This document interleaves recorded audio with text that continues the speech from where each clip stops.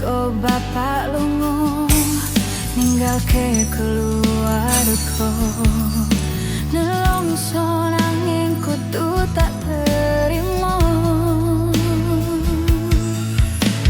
Sing gawe tambah lara,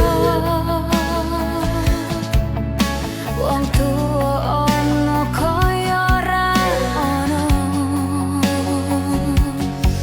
Ngendi kasih sayange sing koyo cah liyane.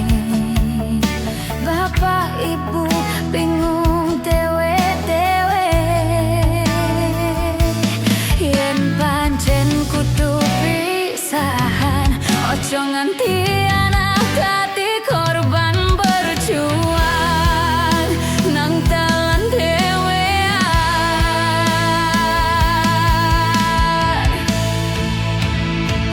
Ora ono sing jaluk dilahirke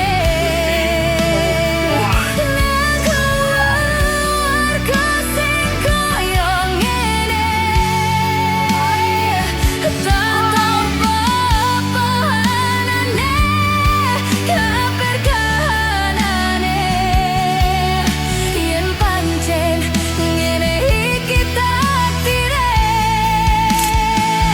kudu iso kuat balungane.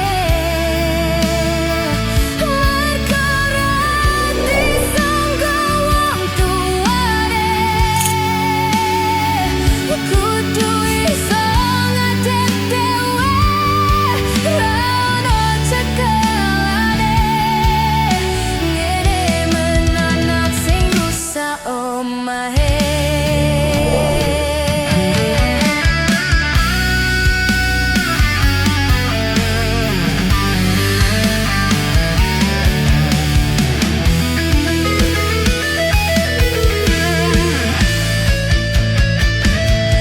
Yen pancen kudu pisahan, ojo nganti anak dadi korban berjuang nang dalan dhewean.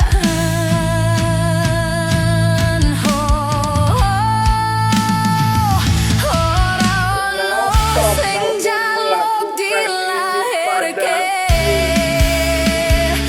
nang keluarga sing koyo ngene. Tak tampa pahanane, keberkahanane. Yen pancen ngene iki takdire, kudu iso kuat balungane. Mergo ora disangka wong tuwane, kudu iso ngadeg dhewe, ra ono cekelane. Ngene menanak sing rusak omahe.